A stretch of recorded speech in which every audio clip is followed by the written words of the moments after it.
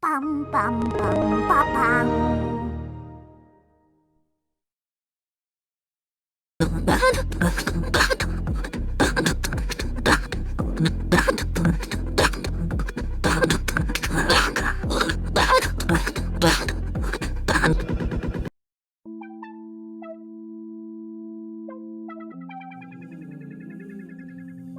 Всем привет, это я, Аюму Касуга.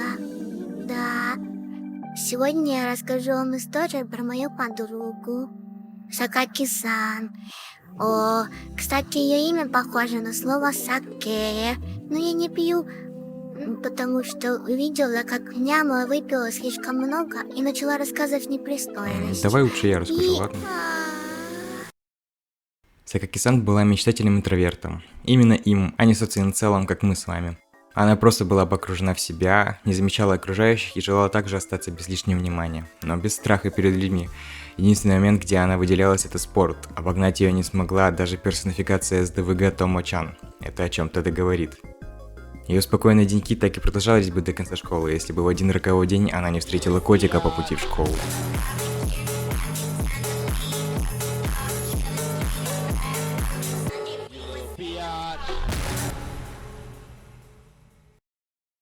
Котик оказался существом гадким, хотя и не лишенным своей привлекательности. Если зритель хочет возразить, что такая двойственность – имманентное свойство котиков, я попрошу уточнить, не говорят ли это токсоплазмозики в его мозгу.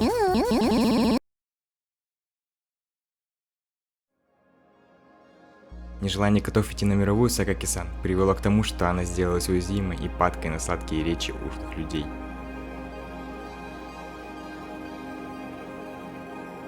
Как я, много не может быть, просто я тебе говорил, что я себя считаю топ-10 брейнвошеров в истории России. То есть там Ленин, Мавроди, Троцкий, Кашпировский.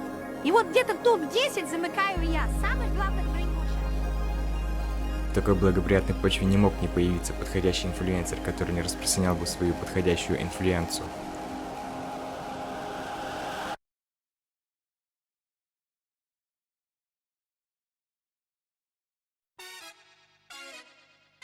Кагура быстро сократила дистанцию между ними, потому что опытный мошенник Снеговой, уведший не одну квартиру, знал, какие слова подбирать и как нужно общаться с такими зашкафными людьми типа Insecure. А пресловутая инфлюенция же заключалась в радикальной ненависти. Котам в данном случае. Коты не дают Сакаки-сан гладиться, следовательно, котам нельзя давать спокойно жить. Такую простую, но пагубную логику Кагура внушала бедный Сакаки-сан, которая постепенно стала находить этот образ мысли единственно верным. Хотел бы я сказать, что пиком такого влияния было нашумевшее выступление на России 1. Привет, Флексован. Спасибо, что пригласил меня на свое интервью. Главное, что я хочу сказать, что коты в край обнаглели. Что человечество дает котам? Все. Что коты дают человечеству? Ничего. Только боль, страдания, разбитые стаканы и ободранный набой. Я считаю, что один художник из центра Европы был прав, когда устроил небольшую озвучку котам и помогавшим им людям. Я говорю, конечно, про Фури и Фуракос. И, конечно же, Стой. про... Стоп! Тихо! Настоящим же не локальным экстремумом стало ее вторжение в ресторан Фредди Фазбер, где в это время была сходка Фури, преимущественно в кошачьих костюмах. Да главное, помни, ни слова по-кошачьи.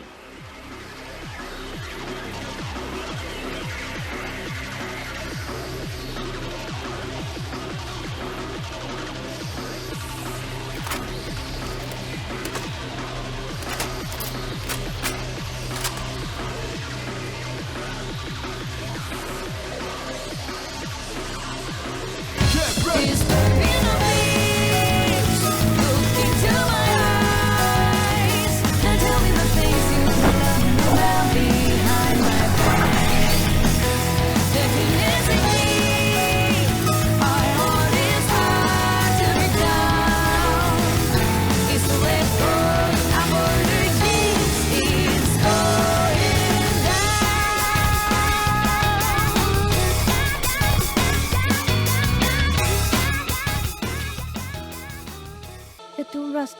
Что мне делать? Нет, нет, нет. Теперь все подумают, что Фредди Фазбер связан с Фури. Фредди Фазбера есть Фури.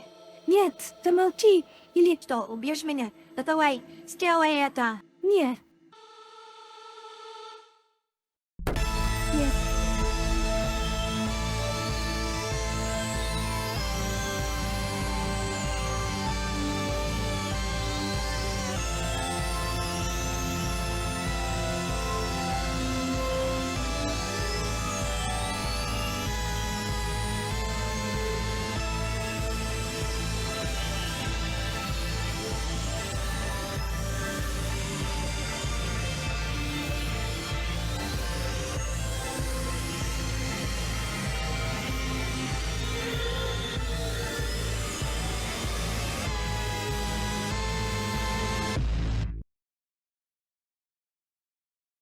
За эту выходку ее объявили в федеральный розыск, из-за чего ей пришлось в спешке покинуть Россию. Еле вырвавшись и оказавшись в Тбилиси, Сакаки-сан задумалась, возможно, она поступает как-то неправильно.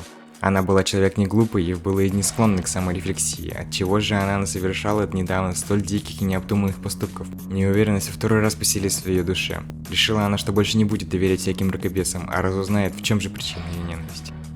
В поисках истины Сакаки-сан отправилась в горы Кавказа. Там, говорили местные, обитает редкий вид горных кошачьих, чья мудрость сможет пролить свет на тайны готовой мысли и причины ненависти. Но не дойдя до предполагаемого места обитания ответов, она наткнулась на маленького горного котенка.